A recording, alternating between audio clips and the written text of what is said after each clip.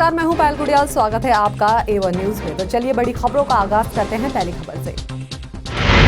वित्त मंत्री अरुण जेटली ने संकेत देते हुए कहा कि जरूरी नहीं है कि नोटबंदी के कारण चलन से बाहर हुई 15.44 लाख करोड़ की करेंसी को नए नोटों में बदला जाए। जेटली के मुताबिक पैदा हुए गैप की भरपाई डिजिटल करेंसी से की जाएगी।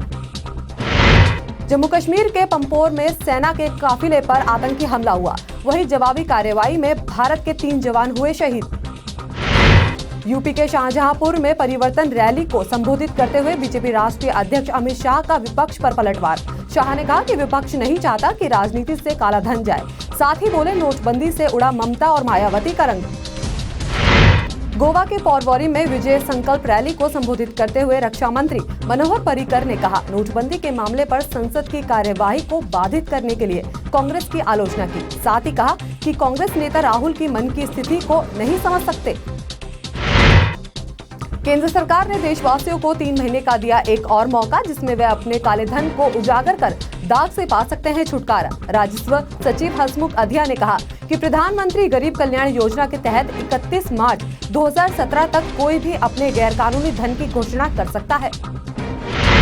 अगस्ता वेस्टलैंड मामले में पूर्व वायुसेना प्रमुख SP त्यागी को पेशी के लिए पटियाला हाउस कोर्ट लाया गया। साथ ही कोर्ट ने त्यागी को 30 दिसंबर तक न्यायिक हिरासत में भेजा।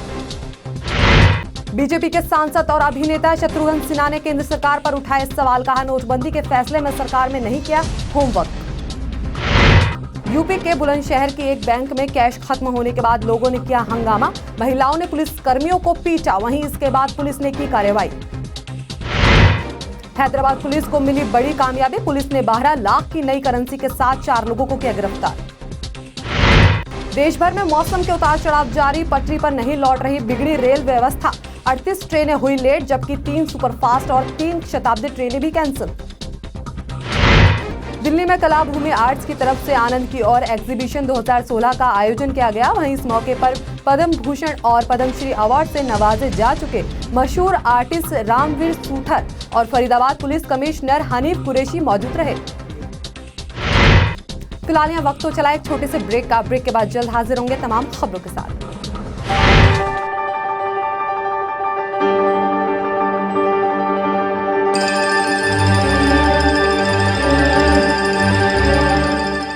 It's a most wonderful time of the year. Kalabhumi Arts presents Anand Ki Or Art Exhibition 2016 Art Artisan Art Gallery.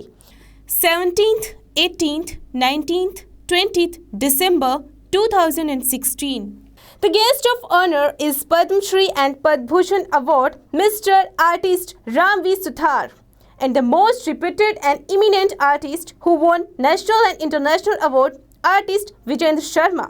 An exhibition of eminent artists. Their names are Mr. Artist Vijay Biswal, Artist Lakshman Kumar, Artist Prince Chand, Artist Sandeep Rawal, Artist Kundan Kumar, and the renowned artists and founders of Kalabhumi Arts, who awarded many times from Destinies of Art World and got many times appreciation on nation and international levels.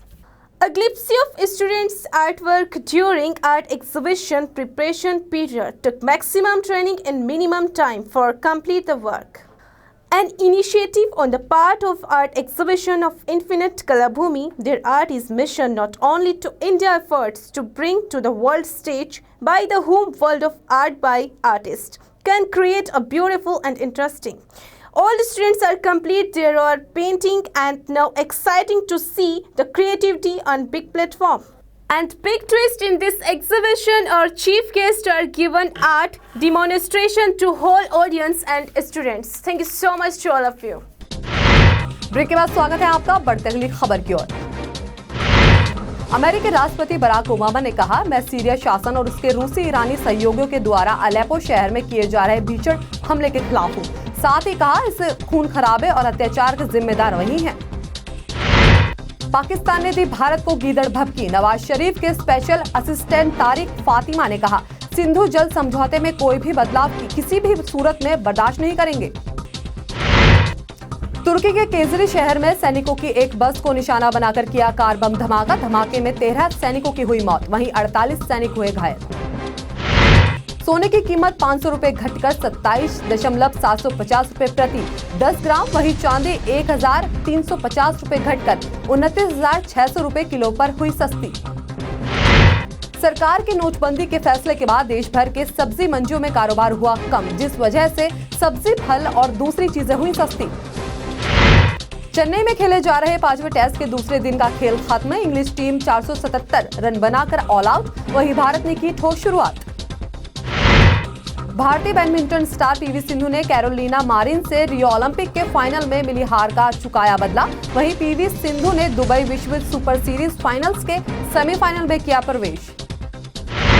Rape का आरोप झेल रहे shooter Sanjeev Rajput और आरोप लगाने वाली महिला shooter के बीच पुणे में हुई हाथापाई। फिल्म दंगल में उनकी पत्नी का किरदार निभा रही अभिनेत्री साक्षी तंवर की तारीफ करते हुए आमिर खान ने कहा, साक्षी बहुत ही कमाल की एक्ट्रेस हैं, वो सिर्फ एक टेक में सीन पूरा कर देती हैं। फिलहाल हमारे साथ दिन भर की खास खबरों में बस इतना ही। आप बने रहिए हमारे साथ और देखते रहिए A1 न्यूज़। नमस्कार।